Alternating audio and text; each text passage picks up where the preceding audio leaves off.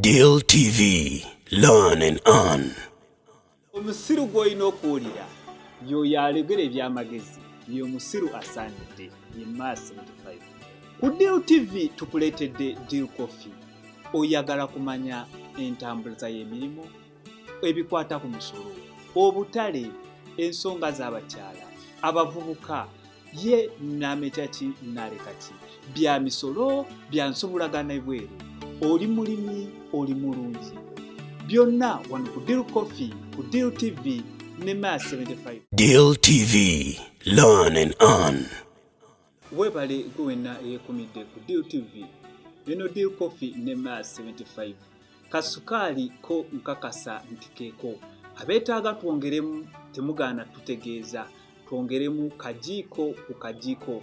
Ka coffee kabenga kawerera ddala. Kanogaane obenga olunaku lw'olutandika ng'oli motivated, ng'oli inspired, ng'oli ku mutindo gwennyini ogwetaagisa okulaba nti okyusa embeera eriwo naddala mu ngeri y'enfuna n'enkulaakulana.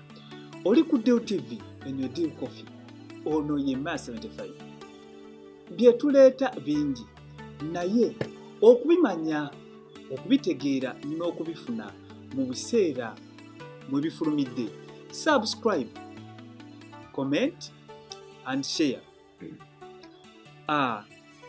Twongera okwebaza bannaffe aba Amor Team Builders.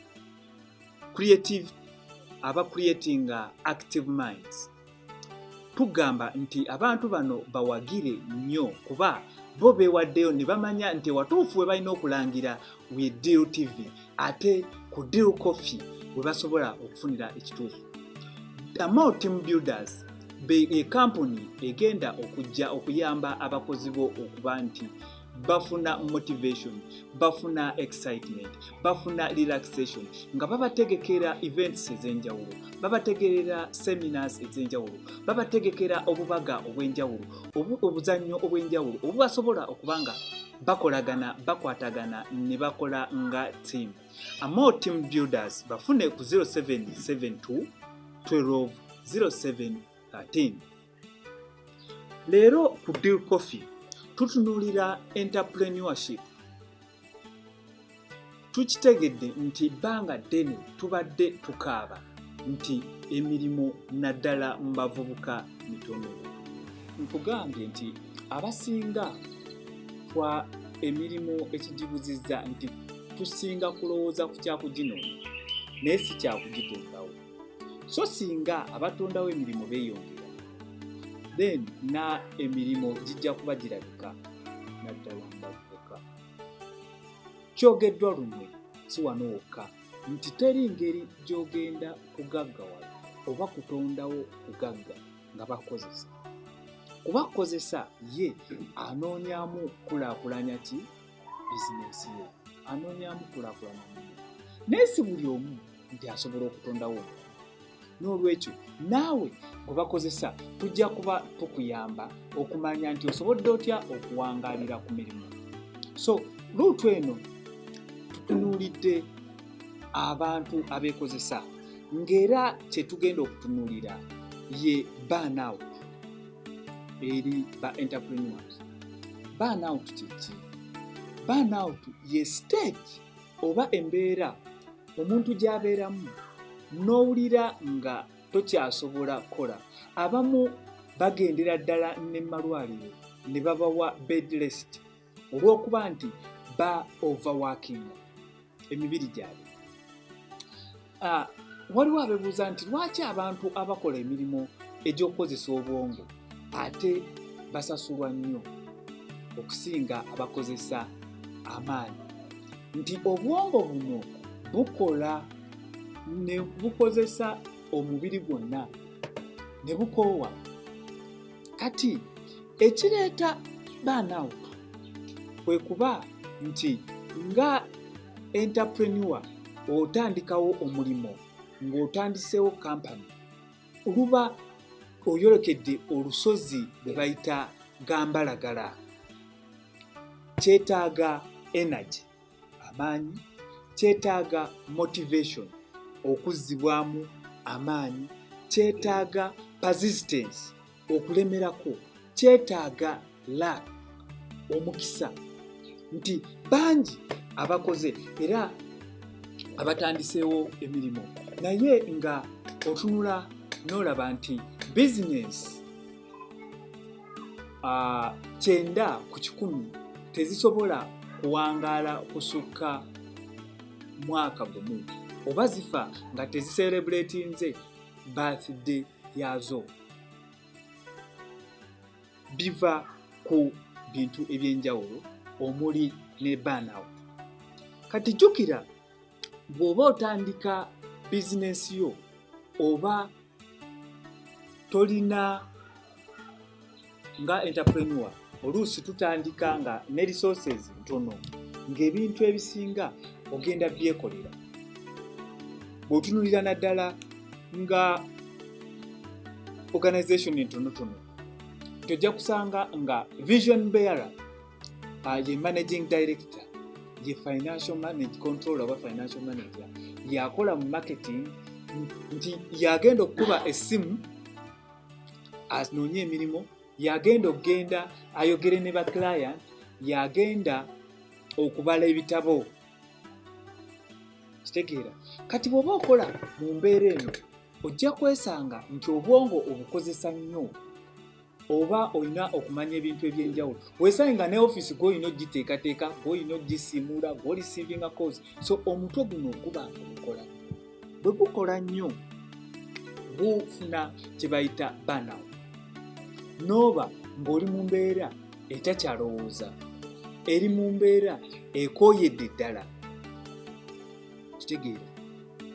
Kati okwewala ekintu kya burnout, obwongo okuba nti busikatidde tebukyakola, jjukira nti bw'oba nga oli entrepreneur tolina gye bayita clock in oba clock out, nti oyingira office nga bw'olaba mu bano bannaffe abalala nti office olina ogiyingira ssaawa 2 oba ng'ofuluma ssaawa 10. Neweesanga nti tatunuulidde productivity rate eyimiridde etya, nti oba mirimu okoze gyenkana ki, naye nga yatunuulidde kasita okulookingamu n'oteekamu kaadi yo ne bakulaga nti oyingidde, n'obeera ng'oteekamu kaadi yo, you clock out and earn your money. Ku entrepreneur kikwetaagisa okukola essaawa ezisusse mu z'olina okukola, kuba on average abantu bakola essaawa 8 under normal circumstances. Kati ojja kwesanga nga gwe entrepreneur okola essaawa eziri wakati we 14 ne 17, osange nga oli agenda ne ku mulimu n'asulawo. Kati kuba jjukira gw'olina okupreparinga enkya presentations olina okukola eri ba clients, gw'olina okubala ebitabo, gw'olina okubanja ssente. Ebyo byonna bikkamula kuba weetaaga obumanyirivu obw'enjawulo okuba ng'okola ebintu ebyo. Kati weewala otya burnout? Nti being nti gwe katandika mulimu gwo, oyina okweseetingira amateeka agakufuga oba kw'otambulira. Kitegeera muganda wange, n'omanya nti nina okukola essaawa 8 oba essaawa 12. Kati essaawa ezo 8 bw'ojja ku mulimu, making sure nti ziri 8 ate nga ziri productive. Sometimes ekituleetera burnout nti obudde obumu tubwonoona ne tuba nga tetukoze ebyo bye tuteekeddwa kukola. Kati ne weesanga ng'emirimu mingi gipayirinze, omuntu n'omusanga ku Friday nga alina reports 7 z'alina okukolako, z'alina okupresentinga ku Monday. Kitegeeza nti ennaku 7 eziyise bw'aba nga alina kola ripooti emu buli wiiki, abadde ripooti ezo takola ki? Tazikola. Kati bw'azikompayiringa gundi ezo n'aba nga alina zikola mu nnaku lumu oba 2, ojja kwesanga ng'obudde essaawa ze yandibadde awummuliramu taziwummudde. Kitegeeza agenda overworkinga, omutwe agukozese ebisinga ku bye gwandikoze. Munnange wanne alina engeri gy'agaa nti omutwe gwo gunaasobola okweyimirira. Kitegeeza nti mu mbeera eno omutwe guba tegukyasobola kukola ki? Kumweyimirira. Ne gubulaaking out oba ne guburning out. Nti ideas ne ziba nga tezikyajja. When you get creative ku kintu ky'olina okukola, abadde ne workflow eyanguwa n'otunula nga buli lw'olowooza ofuna blackout, tofuna kyakola. So singa wasettinga rules noga nti essaawa 2 ezisooka ku mulimo mba nkola ku lipooti emu buli lunaku n'engimala. Reports zino tezijja kukola ki? Kukompilinga. Kati bwe zitakompilinga, burnout ey'okuba nti olina stress ey'okupresentinga ebintu omulundi gumu evaawo. Kitegeeza ki? Set your rules. Ebenga ebintu ebikola, weekolere timetable mw'olina okukolera, obe nga tokolera ku pressure esusse. Bw'osettinga rules ezo ojja kumanya ddi lw'ofuna personal life. Jjukira nga entrepreneur nti ojja kwesanga nti emirimu ne personal life yo, obulamu bwo obw'obuntu n'omulimu gw'okola bifuuka emerged, ne bifuuka lumu kintu kimu. Kitegeera nti nowesanga nga obudde bw'obadde olina okulabirako mikwano gyo, bw'obadde olina okubeera ne famire yo, bw'obadde olina okwewa your personal time, the me time teriiwo, ogisacrifice nze zitadde mu mulimu. Kati ne kireeta burn out. So muganda wange gwe yina ndaba, planinga ebintu byo obe nga obiraba obikola okusinziira bw'okoze ki? Nti buno budde bwagenda mu jimu, buno budde bwakola, saawa 2 mba ku mulimu, saawa 4 mba mu field. Bw'ona obipulaninga otyo emirimu tegigenda kukompilinga, then ojja kuba nga ofuna. Deal TV, learn and earn. Gwe wenna omwambazi kankwanjulire S&H Style Shop. Tutunda hijabs, veils, handbags, crossbags, short and long dresses. Tuina shirts z'abaami, tuina office wears, night wears, knickers, obulega saako n'obubina bw'abakyala. Tuina leggings ne jeggings, kw'ossa n'emisipi gy'abaami saako n'abakyala. Tutunda stockings, wallets, kw'ossa ne vests ez'abaami n'abaana. Tusangibwa ku Kukanya House, shop number C04 opposite Net Toto Ewakaliga. Oba tukubire ku namba z'essimu zino 0752 07 22 35 oba 0772 07 22 35 oba tugoberere ku Facebook page yaffe S&H Style Shop oba ku Instagram yaffe S&H Style Shop okumanya ebisingawo.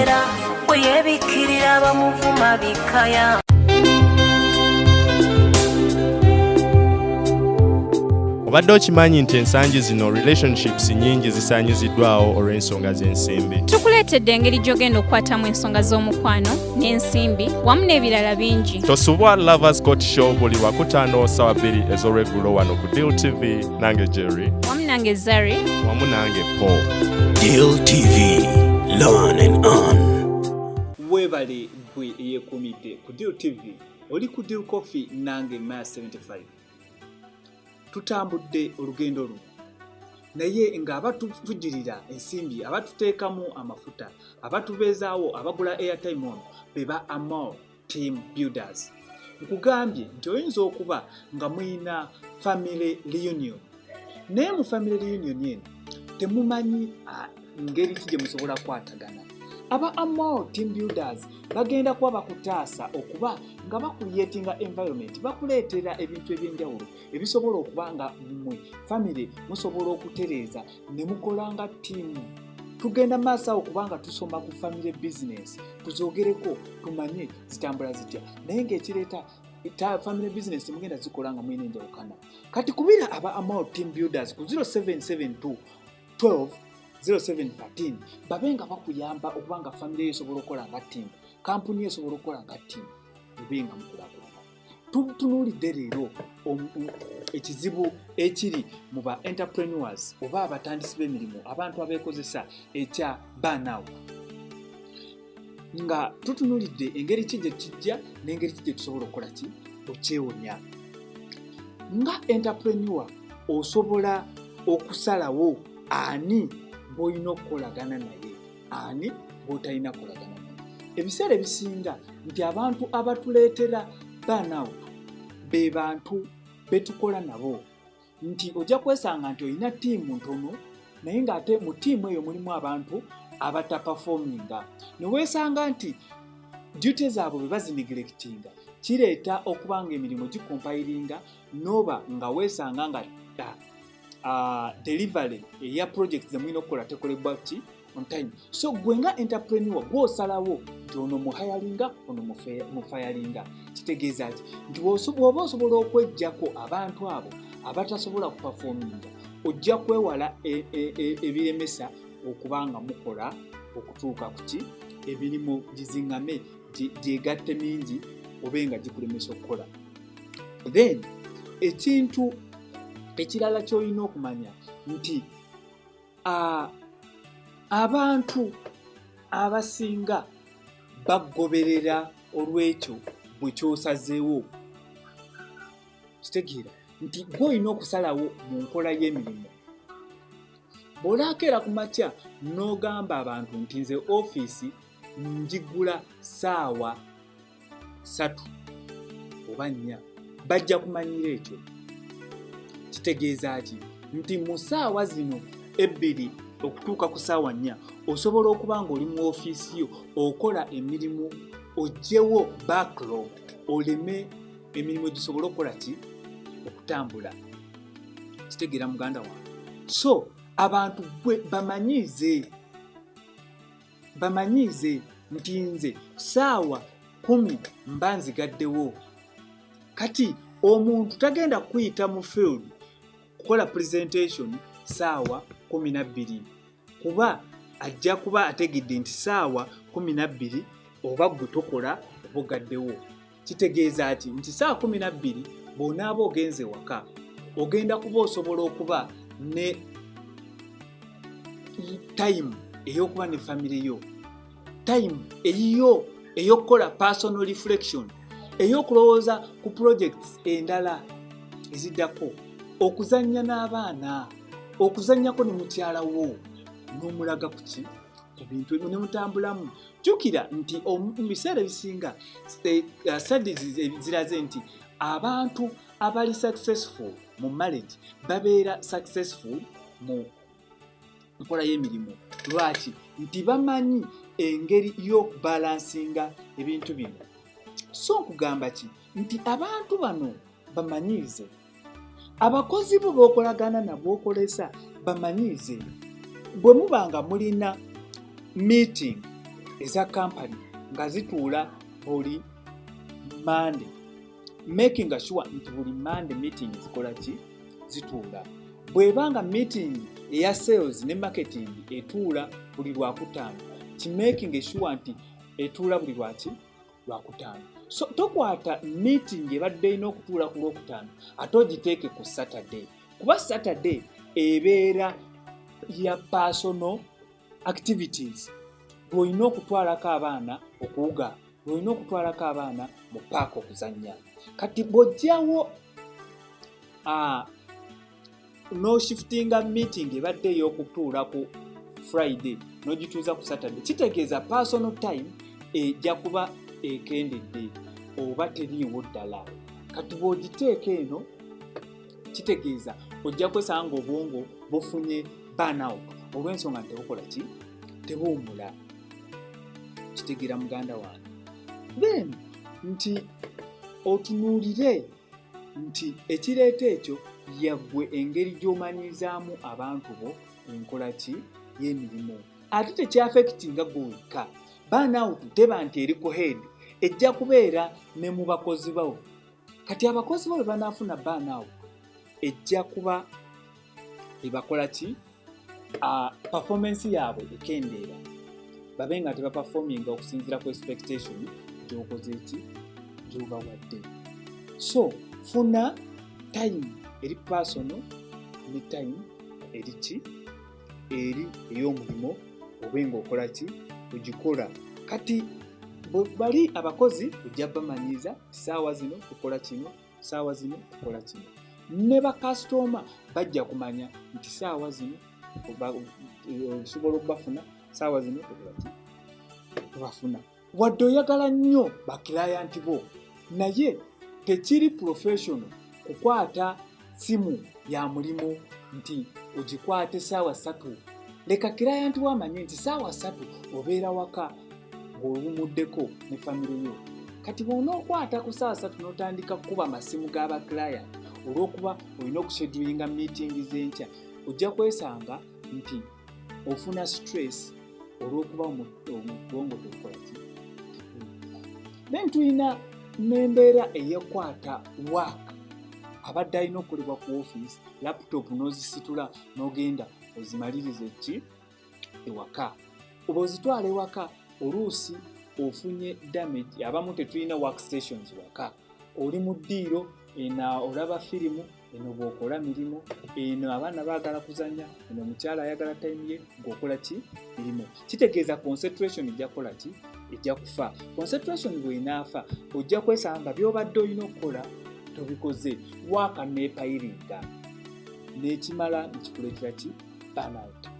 Kitegeeza ki nti muganda wange okwewala burnout, separatinga obudde bw'olina okukolamu emirimu, defininga era n'abakozi bo bategeeze kiki kye balina okukola ddi, ne ba clients obamanyise ddi bwe balina okukola ddi. Kitegeera twongera okugamba nti tukyaleeta bingi wano ku Deal Coffee. Bwe weekuumire ku Deal Coffee omanye biki ebisingawo. Nakutegeezezza nti eno puroguramu yokka egenda okwogera by'otayagala kuwulira naye ng'obyetaaga. Obeera ku Deal TV Learn and tulina programs nyingi ezisomesa, eziyigiriza, ze weetaaga. Eno ye business channel ekulembedde endala zonna. Tetwagala kugattika bugattisi bintu, tukuwa ebyo bikugasa. Kuba tumanyi nti embeera bw'enaakyuka mu byenfuna ne mu mbeera gy'obeeramu bijja kukola ki? Bijja kuba bikyuka. Twongera okwebaza bannaffe aba Amor Team Builders abatwesize ne bagamba katutambule ne Deal Coffee, tugiteekemu akasimbi, tugiteekemu amafuta, babe nga bafeffetta abantu ab'enjawulo be tugenda okwogera nabo batubuulire entambula ya bizinensi, enkola y'emirimu. Tugenda kuba byonna tubifuna wano ku Deal Coffee okuva ku Lwokubiri, okuva ku Monday paka ku Lwokutaano buli ssaawa 2 ez'okumakya. Nange Myers 75. N'ebino bifuna teweerabira kusubscribinga, teweerabira commentinga, teweerabira kubanga oyogera ku. Jjukira Deal TV yakuleetera Deal TV Mentorship Challenge. Nga Mentorship Challenge eno egenda kuba ekusobozesa okuba nga tukuconnectinga ne mentor, omuntu eyakola ekyo ky'oyagala okukola, obe ng'oyogerako naye, obe ng'ointeractinga naye ku ssimu mu bulamu obwa bulijjo, abe ng'akuyamba okumanyisa by'oyetaaga okumanya, obuuke enkonge oluusi ye ezaakola ki ezaamulema okubuuka, omanye kyetaagisa ki okukola ebintu. Be inspired, be motivated, feed your brain the right stuff. Obwongo bw'onaabuliisa ebwetaaga okulya, kitegeeza bujja kuba busobola okukola ki okukulaakulana. Nkwagaliza olunaku olulungi. Nsigala na 75 wano ku Deal TV Learn and Earn. Deal TV Learn and Earn. Omusiru gw'olina okuwulira y'oyo alegera eby'amagezi, y'omusiru asaanidde, ye Myers 75. Ku Deal TV tukuleetedde Deal Coffee. Oyagala kumanya entambuza y'emirimu, ebikwata ku misolo, obutale, ensonga z'abakyala, abavubuka, ye naamekya ki naaleka ki, bya misolo, bya nsobulagana ebweru, oli mulimi, oli mulunzi, byonna wano ku Deal Coffee ku Deal TV ne Mass 75. Deal TV, learn and earn.